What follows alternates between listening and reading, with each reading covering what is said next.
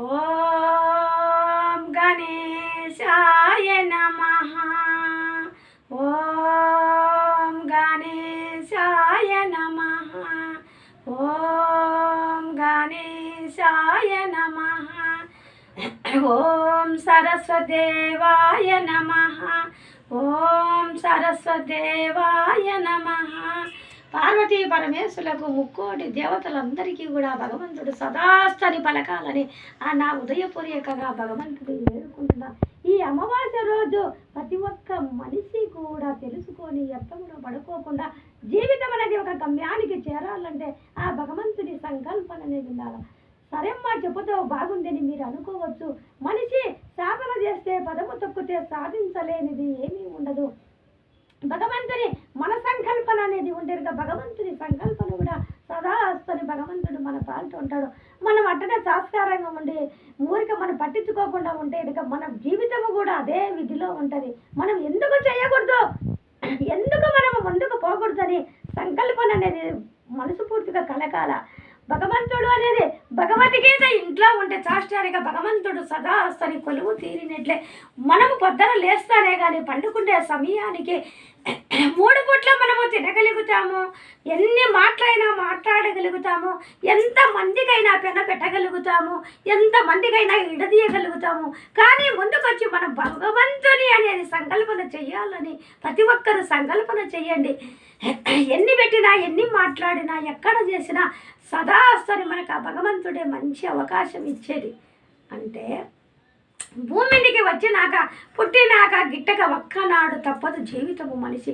కానీ 2 మంచి మాటలు, మంచి పలుకు, మంచి విధానం అనేది మనం అంటూ ముందడుగు వేస్తేనక అది మన పిల్లలు కూడా వర్తించి మనం అనేది సంకల్పన అనేది బాగుంటుంది. నేను చెప్పడం వల్ల ప్రతి ఒక్క మనిషి కూడా భగవద్గీతలో భగవంతుడు కొలువు తీరి ఉంటాడు. ఆయన తప్పకుండా ప్రతి ఇంట్లో భగవద్గీత ఉంటే మనకు ఏది కూడా తప్పులు కూడా అబద్ధాలు ఆడుకోకుండా కరెక్ట్గాని మనం ఉండాలనేది చెప్పి దేవుడు సంకల్పన అనేది మనకు కల్పిస్తాడు. అది నేను చెప్పడం కాదు, ప్రతి ఒక్క మనిషికి తెలుసు. కానీ నాకు తోచిన వరకు మాట నేను చెప్పగలుగుతాను. మీ ఇంటికి వచ్చి ప్రతి ఒక్కరు కూడా ఈ అమావాస్య రోజు అమ్మవారు కొలువు తీరి ఉంటుంది. ప్రతి ఒక్కరి ఇంట మనం చేసే విధానం బట్టి, మనం మాట్లాడే మాటను బట్టి, మనం నవ్వడము బట్టి, మనం నడిచే సవ్వడి గజ్జల సవ్వడిని బట్టి అమ్మవారు కూడా మనలోనే కొలువు తీరి ఉంటుంది. మనమనేది తెలుసుకోవాలి. అర్థంలో పడుకోకుండా ప్రతి ఒక్క మనిషి కూడా అమ్మా భవాని, అమ్మా భవాని, రుద్రకాళి, భగవతి జ్వలాముహి, వైష్ణవి, బ్రహ్మాండి, త్రిపుల శక్తి, సరోన్యత, దేవి మనోజాలి, శ్యామండి, శాంతి రక్ష పోషణ, జనని, దాక్షాయని, పల్లవి, సిద్రోపి, పరదేవత, భగవతి, శ్రీరాజరాజేశ్వరి, శ్రీరాజరాజేశ్వరి.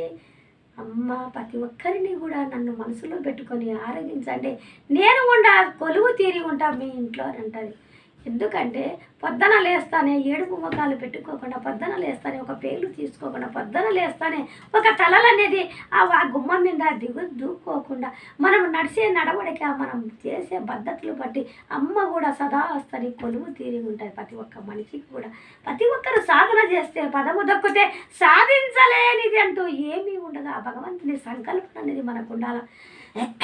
బోలాశంకరుడు ఆ భగవంతుడు సంకల్పన మామూలుగా ఎంతో ఒక పూజలు చేసి చేసి చేసి చేసి ఒక్క 20 రుద్రాక్షాలతో ఆ భగవంతుడి సంకల్పన నాకు ఉండాలా, నాకు ఏది కూడా అబద్ధాలు సబద్ధాలు అయ్యి మాట్లాడుకోకుండా ఉండాలని చెప్పి ఒక భక్తుడు ఏం చేసేసినాడు, ఒక్క 20 రుద్రాక్షాలు తీసుకొని పొద్దున లేస్తానే కానీ సాయంత్రం కానీ ఆ భగవంతునికి ఎప్పుడూ కూడా సంకల్పన చేసుకొని అభిషేకం చేసుకుంటా ఆయన జీవితం అనేది అట్లా చేసుకొని కాలక్షేపం అయ్యే కొలువు తీరి ఏదో గమ్యానికి చేరి ఆ చేసుకోవడంలో కొన్ని రోజులకు ఆయన తనుము అనేది వదిలినాడు.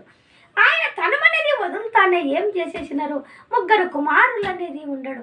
అప్పుడు ఆయన కూడా ఏమనుకున్నటాడు, ఎల్లకాలం అనేది వచ్చినాక ఒక్కనాడనేది భూమిలోకి భూదేవతలోకి మనం పోవాల్సిందే కదా, ఉండేది మన వశము కాదు కదా. ఈ భగవంతుడికి సంకల్పన ఎవరు చేస్తారు, ఎట్లా చేస్తారంటే, ఏమండి మన కుమారులు మనం చెప్పే విధానాన్ని బట్టి మన కుమారులకు చేయమని చెప్పగలుగుతాము, చేస్తారులేమండి అని అన్నాడంట. అంతా చేసుకుంటే పరమేశ్వరి సంకల్పన అనేది అద్భుతంగా అనేది ఉంటుందని చెప్పి ఆ తండ్రి అప్పుడు చెప్పేవాడు పిల్లలకు. ఆ తల్లి ఏమి చేసేసింది, నాయన కుమారులారా, ముగ్గురు కుమారులైతే నాయన మీరనేది మీ నాయన రుద్రాక్షాలతో చేసుకొని భగవంతుని సంకల్పన అనేది ఎప్పుడు కూడా ఆరగించి విధి ఉండేటోడు కదా నాయన. కానీ మీరు కూడా మీ తండ్రి మాత్రమే ముగ్గురు కూడా మేమనేది ఎవరు లేకుండా మీ నాయన ఒక్కడే ఆ దేవుని రూపులో చేసేవాడు. ఈ పొద్దు మీరు కూడా ముగ్గురు కుమారులు ఆ భగవంతుని సంకల్పన 20 రుద్రాక్షాలతో మీరు కూడా అభిషేకము చేసుకొని పూజ చేసుకొని ఆ రుద్రాక్షాలతో ఆ ఒక్క పరమేశ్వరుని సంకల్పన అనేది బాగా ఉండాలని చెప్పి కోరుకొని చేయండి నాయన. తండ్రి చేసినాడు, తర్వాత మీరు కూడా చేయండి నాయన అని చెప్పేవాడంట. ఆ తల్లి చెబితే సరే మా అన్న అని చెప్పి వాళ్ళు కూడా అట్లా కొన్ని రోజులు రుద్రాక్షాలతో అభిషేకం చేసి భక్తి సాధనలతో మంచిగా భగవంతుని పరమేశ్వరి భోలాశంకరుడు పిలిస్తే వరాలు ఇచ్చేవాడు, పిలిస్తే టక్కనకు లేచి వచ్చేవాడు ఆ పరమేశ్వరుడు అంటే కనుక. ఆయన ఏం చేసేసినాడు, అట్లా విధి చేసుకుంటా చెందుకుంటా ఏం చేసేసినాడు, సంకల్పన అనేది చేస్తా విధి చేసినారు. కానీ 20 రుద్రాక్షాలతో డైలీ పూజ చేయాలి ముగ్గురు కుమారులు. కానీ ఒకరోజు ఏమైందంటే ఒక్క రుద్రాక్ష అనేది లేదు. ఒక్క రుద్రాక్ష లేకుంటే సంకల్పన అనేది 20 రుద్రాక్షాలతో మా తండ్రి చేసేవాడు పూజ. ఒక రుద్రాక్ష లేదు, నువ్వు తీసినావా అని ఎవరిని ఏమంటే ఏం ఇదవుతారో ఏం ఫీల్ అవుతారో అని ఆలోచనతో శతమతం అయిపోతున్నారు. కానీ మనమంటూ మన కుటుంబము మన తండ్రి లేడు కదా, మనమంటూ ఆ రుద్రాక్ష కోసం బయట పెడితేనక ఇంటి పరువు బయట పడుతుంది, ఎంతో దారి తీస్తుంది అని చెప్పి చెప్పుకోలేక ఇదేయిత చాలా ఇబ్బంది పడుతున్నానంట. ఒక పెద్ద కోడలు ఆ పెద్ద కొడుకు భార్య ఏం చేసింది, ఏమండి అంత సీక్రెట్గా అంత సైలెన్స్గా ఉండావు ఏమండి అని చెప్పి నేను అడిగిందంట. ఏం చెప్పాలా, 20 రుద్రాక్షాలలో ఒక్క రుద్రాక్ష లేదు, 19 ఉన్నాయి, ఏమి చేయాలా, ఎవరిని మేము అడగాల, ఏం చేయాలా అని చెప్పి ఒక ఆలోచన చింతాకాంతుడైపోతున్నాడంట. సరే స్వామి, బయటికి పోయి ఒక పెద్ద మనసు అంటే ఇంటి పరువు బయటికి పోతుంది, ఎట్లా మేము అడగాల, మేము ముగ్గురము తప్పక ఆ గుడిలో లోపలికి శివుడికి సంకల్పన చేసుకునే దానికి మేము ముగ్గురమే కదా పోయేది, ఎట్లా ఇదాది అది అని చెప్పి అనేవాడంట. సరే స్వామి, ఒకటి తెగాలంటే ఆ పెద్ద కొడుకు చెప్పుతుందంట. సరే మీరు బయటికి పోయి అనకపోతే మీరే సంకల్పన ఊరికి అనుకుంటే ఏమవుతుందని చెప్పి ఆమె చెప్పేసిందా. సరే ఒక బాగుందని చెప్పి ఊరి పెద్ద కాడికి పోయి ఆయనకు పోయి, నాయన ఇట్లా ఒక 20 రుద్రాక్షాలలో మా నాయన కొన్ని రోజుల పాటు చేసి కాలం అయిపోయా, ఈ వద్ద ముగ్గురి కొడకలము మేమంటూ చూస్తుంటాము, ఇప్పుడు ఒక్క రుద్రాక్ష కానరాలేదు, ఏమి చేయాలా అన్నాడంట. ఏమి చెయ్యాలా నాకేం అర్థం కావడం లేదు చాలా అని చెప్పి నీ ఒక్క కాడికి వచ్చినామని చెప్పి ముగ్గురు పోయి ఆడ ఆయనను అడిగితే, ఊరి పెద్దను అడిగితే, సరే నాయన మా ఇంట్లో కూడా మీరు సంకల్పన అనేది మా ఇంట్లో రుద్రాక్షాలు 20 ఉన్నాయి, మీరు సంకల్పన చెయ్యండి, ఈ పూటకు మా ఇంట్లో ఈ పూజ ఆ పరమేశ్వరి సంకల్పన మీరు ముగ్గురు కలిసి మా ఇంట్లో చేయండి, 20 ఉన్నాయి కదా చేయండి అని అన్నాడట. చెయ్యండి అని అంటే కనుక ఆయన మాట ఊరి పెద్ద మాట విని ముగ్గురు కలిసి అభిషేకం అనేది ఆ రుద్రాక్షాలతో చేయాలి. ఆ రుద్రాక్షాలతో చేయాలంటే కనుక ఒక 20 అని చెప్పి ఆయన అన్నాడు కదా, 20 అని చెప్పి ఆయన అనేటప్పటికీ ఒక 19 కదా ఉండేదిరా, 19 పెట్టినాడు, 20 పెట్టలేదు. అప్పుడు ఏమనుకున్నాడు, ఎవరిని ఏం తీసుకోలేక ఏం చేయలేక 20 రుద్రాక్షాలు ఉండే, ఇప్పుడు 19 ఉన్నాయే, ఏమి చేయాలా, ఎవరము ఏం బయటపడతామంటే ఎవరము బయటపడతామో ఏమి కథనని చెప్పి ఒకరు ముఖాలు చూసుకుంటే ఒకరొకరు సంకల్పన చేసుకుని విధి అయిపోతాడు. లాస్ట్ చిన్న కొడుకు అనేటోడు ఆ దొంగతనము వాళ్ళ ఇంట్లో చేసిన దొంగతనము ఈ పెద్ద మనిషి ఊరి పెద్ద మనిషి కాడ పరువు పోతుంది అని చెప్పి ఆ రుద్రాక్ష ఇక్కడ పెట్టినాడంట. ఆ రుద్రాక్ష తెచ్చి 19 రుద్రాక్షాలు ఉన్నాయి కాడ ఈ ఒక 20 ఒకటి తోడు చేసి 20 రుద్రాక్షాలు పెట్టాడు. 20 రుద్రాక్షాలు పెట్టి ఆ సంకల్పన అనేది ముగ్గురు కలిసి పూజ చేసుకొని విధైపోయింది. ఏమి నాయన బాగా జరిగింది ఆ పూజ అంటే జరిగింది చేసేసుకున్నాము అనేది అనమాట. కానీ 19 అనేది పెట్టింది 19, కానీ అప్పుడు 20 అన్నాడు కదా, అప్పుడు పరువు పోతానని చెప్పి ఒక రుద్రాక్ష ఎక్కించాడు. ఆ రుద్రాక్ష ఎవరు తీసుకున్నాడు? చిన్న కొడుకు తీసేసినాడు. బంగారి రుద్రాక్ష ఆ చిన్న కొడుకు ఎత్తేసినాడు. అప్పటికి బయట పడుకోకుండా అన్నదమ్ములకు ఏమీ కలంకన రాకుండా ఏమి చేసేసినాడు? రాజు నువ్వు నువ్వు నువ్వు అని ఏర్లో పెట్టుకోకుండా చేయకోకుండా, నాయన నేను 19 నాయన పెట్టింది, మీరే ఒకటి కలిపి 20 పెట్టినారు అని చెప్పి అలాగా ఒకరి ముఖాలు ఒకరు చూసుకొని తల దించుకొని సైలెన్స్గా వెళ్ళిపోయినారు. కానీ జీవితం అనేది తీసినాడు బయట పడతాడు ఎప్పటికైనా. దొంగ అనేటోడు ఒక దొంగతనం అనేది చేస్తే ఏది చేయరాని తప్పుడు చేశానుగా మనిషి చెప్పకుండానే ఆటోమేటిక్గా బయట పడిపోతాడు. కానీ ఆడ పడిపోయినాడు కదా, కానీ కుటుంబాన్ని బయటికి ఇచ్చనీయకూడదని ఆలోచనతో ఆయన ఏం చేసేసినాడు? ఆ రుద్రాక్షని 19 పెట్టినది మీరే జత చేసినారు, బయట పడకుండా వాళ్ళు మీరే ఇట్లా చేసినారు ఆయన అని చెప్పి విమర్శించి ఆ 20 రుద్రాక్షాలు వాళ్ళకు తేల్చేసినాడు. అంటే వాళ్ళ రుద్రాక్ష తేలింది కదా, పక్క మనిషి రాకపోయా, వాళ్ళ గుడిలోకి ఎవరు పోకపోయా, ఆ ఇంటి దొంగనో ఈశ్వరుడు కూడా పట్టలేరు అంటాడు చూడండి. కాబట్టి మనిషి అనేది జీవితము అనేది ఒక అహంకారము లేకుండా ఉన్నే కాడికి తిన్నా పచ్చడి అన్నము తిన్నా జీవితం అనేది ఒక గమ్యానికి చేరాలంటే భగవంతుని సంకల్పన మనకనేది ఉండాలంటే నీతి నిర్జాతి అంటారు పెద్దవాళ్ళు చెప్పిన మాట మనం కూడా గ్రహించుకొని ఇట్లా ఉండాలా, ఇట్లా తెలుసుకోవాలా. ఏదైనా కూడా ఒక దుడుకు పనులు చేస్తే గనక తతకాలానికి పని జరగచ్చు, కానీ ఉడుకు మీద నిదానంగా అయ్యి వర్తించవు, చెయ్యవు. మనం పెద్దలు చేసిన పాపము మన పిల్లలకు అనేది అంటుకుంటుంది. కానీ ప్రతి ఒక్కటి అప్పుడు ఎప్పుడో చేస్తే ఎప్పుడో వస్తుందంటున్నారు.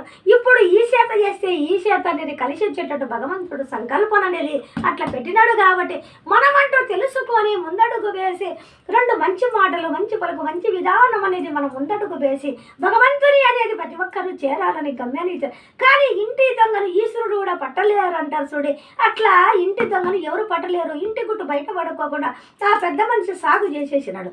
కానీ 19 ఉండేటి 20 చేసినంటే వాళ్ళు తేల్చినారడ.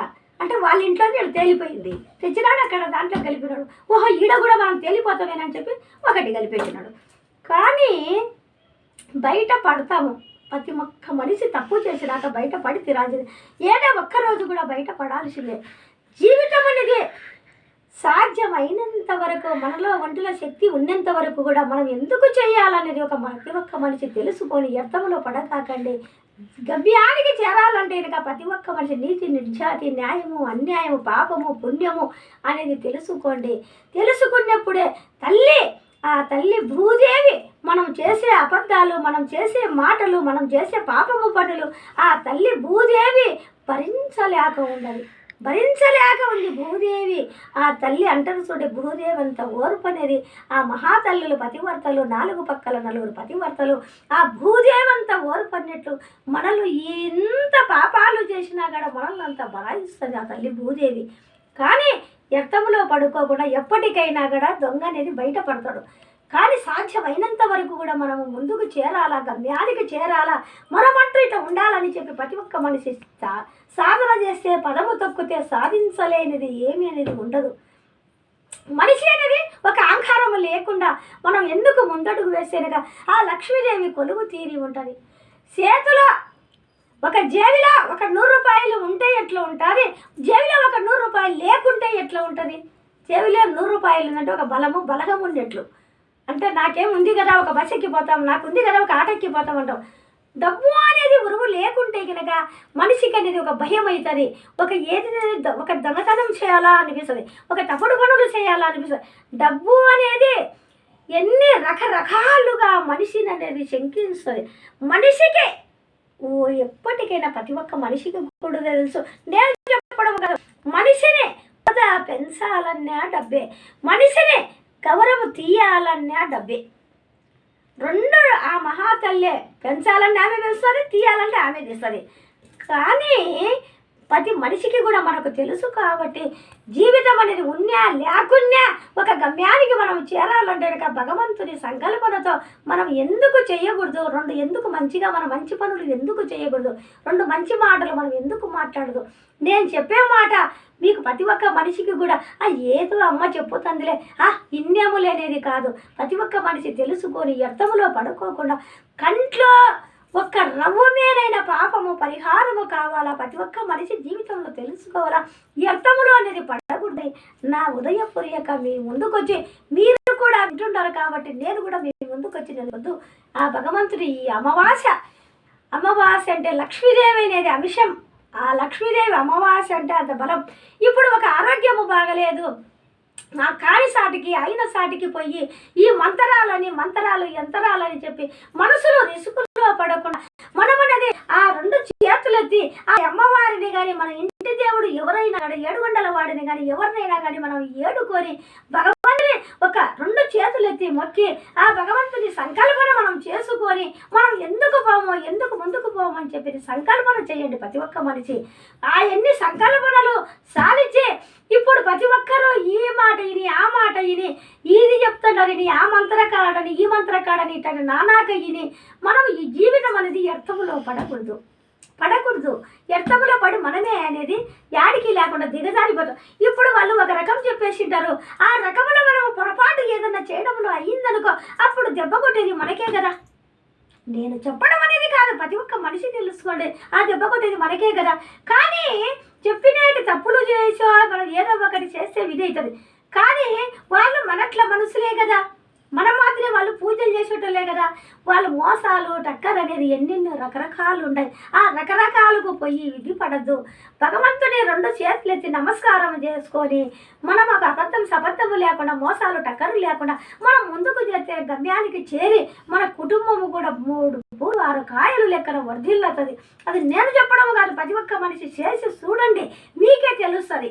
ప్రతి ఒక్క మనిషి నేను చెప్పడము కాదు, మాటలు కాదు, ఇది మనిషే భగవంతుడు ఉండాడని చెప్పి సంకల్పన చేస్తే కనుక అందరి హృదయములో ఉంటాడు. యాడా లేడు, ఎక్కడ లేడు, గుడిలో లేడు. మనం ఎన్నో బస్సులు వేసుకొని ఎంత లెక్కల పైన మన మనసును ఆరాధించితే మన ఆత్మలోనే పరమాత్ముడు ఉండడు. మన ఆత్మలోనే పరమాత్ముడు. ఆ పరమాత్ముడు ఆ తల్లి అనుగ్రహం అనేది మనకు ఉండబట్టి మనం ముందడుగు వేస్తాం, రెండు మంచి మాటలు మాట్లాడగలుగుతాం, ఒక ముద్ద తినగలుగుతాం. ఏ టయానికి ఏ రోజు ఎప్పుడు కూడా మనము ఆ తనువు వదిలేది మనకు ఎవరికి తెలియదు. భగవంతుడికి ఒక్కడికి తప్పక మనకు ఎవరికి కూడా తెలియదు. అంత మాత్రానికి మనము ఎట్లా పట్టి మాట్లాడి ఎట్లంటే మనిషిని శంకించి మనసులో అన్నది ఏడికి లేకుండా తీసేయకుండా ఆ భగవంతునితో మంచిగా ఉండి మంచిగా ప్రవర్తించుకొని రెండు మంచి మాటలు కానీ భగవంతుని సన్నిధిలోకి మనము చేరాలంటే కనుక మంచిగా అనేది ఉండండి. ఎవరైనా కాడా ఎప్పటికైనా కాడా ఇప్పుడు మనకు బాగలేదు, మన చేతనైతే మనమే ఒక నిమ్మకాయని ఒక అమావాస్య వచ్చింది మనకు మంచి జరగాలని మనం దిగు తీసుకోవచ్చు. ఒక మంచిగా అనేది మనం ఒక కాయ కట్టుకోవచ్చు, ఒక మంచిగాని మనం చేతలాగా చేసుకోవచ్చు. కానీ ఈ సాములు చెప్పినారు, వాళ్ళు చెప్పినారు, వీళ్ళు చెప్పినారు అని చెప్పి ఈ అర్థములో అనేది పడి లేనిది తెచ్చుకోవద్దు. వాళ్ళు కూడా మనం మాత్రమే మనుషులే, వాళ్ళు ఉండేది లేని చెప్పి లేని ఉండేది చెప్పి మనం అనేది ఆ ఒక ఎత్తములో పడి జీవితం అనేది గమ్యానికి చేరలేము. అటు ఇటు కాకుండా మనం పూజ చేసే అసలు దేవుడిని మర్చిపోయి వాళ్ళు చేసేదే మనం ఫాలో అయిపోతాం. ఆ చేసే పనుల్లో ఏదో ఒక తప్పు జరిగిందనుకో అప్పుడు ఏమవుతుంది, పంగడింగలు అయిపోతుంది. ఒక భార్యాభర్తలు విడిపోవడమో లేకపోతే గలాటలు కావడమో, ఒక సృష్టికర్త ఏదో ఒకరు మనం ఇంటికి గలాటలకు రావడమో ఏయో ఒకటి సృష్టిస్తాడు భగవంతుడు అనేది. మనం ఏ తప్పు తెలియకోకుండా భగవంతుని అనేది మంచిగా అనుకొని ముందడుగు అనేది మనం వేయాలా. ప్రతి ఒక్క మనిషి తెలుసుకోవాలా, వ్యర్థములో అనేది జీవితంలో అనేది పడకూడదు అనేది నా ఉదయపూర్వకంగా నేను ఏడుకుంటున్న భగవంతుడు సంకల్పన.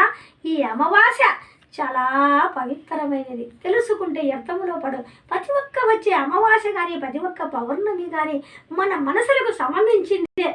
అమావాస్య వచ్చిందంటే అబ్బా ఏమో వీరికి అయిందిరా, ఏమో అయిందిరా అంట, ఏమీ కాదు. అమావాస్య వచ్చి తర్వాత ఎన్నెలో వచ్చి ఎందుకు మనట్లా వాళ్ళు తెలుసుకునేదానికి.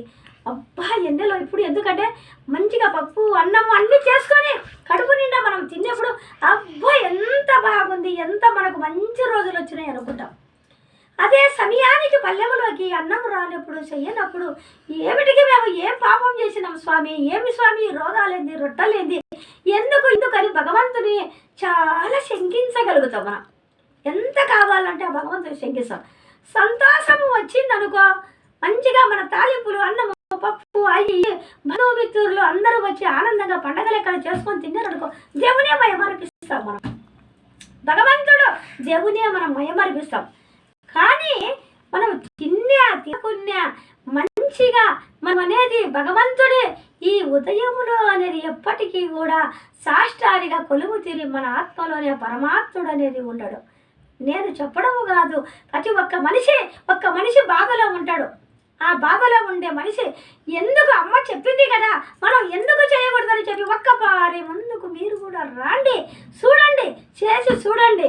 నా ఆత్మ పరమాత్మని ఆ భగవంతుని సంకల్పన ఆ అమ్మవారికి ఎందుకు మేము రామని చెప్పి మీరు కూడా కృషి చేయండి. ఎందుకు రారు? తప్పకుండా వస్తారు. లేదా పోయి ఆడికి పోయి ఈడికి పోయి ఈ సాములు ఆ సాములు చెప్తున్నారని చెప్పి ఎన్నెన్నో రకరకాలు పూజలైనా చేయగలుగుతారో కానీ రెండు మంచి మాటలు ఇందాము అనే ఆలోచన ముందడుగు వేయండి.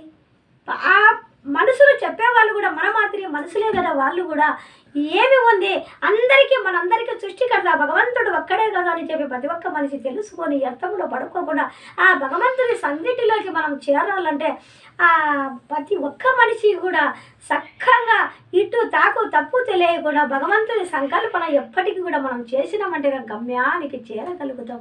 ఎందుకంటే నేను చెప్పడం కాదు, మీకు తెలుసు, నాకు తోసినది కూడా మీకు చెప్పుతాడా.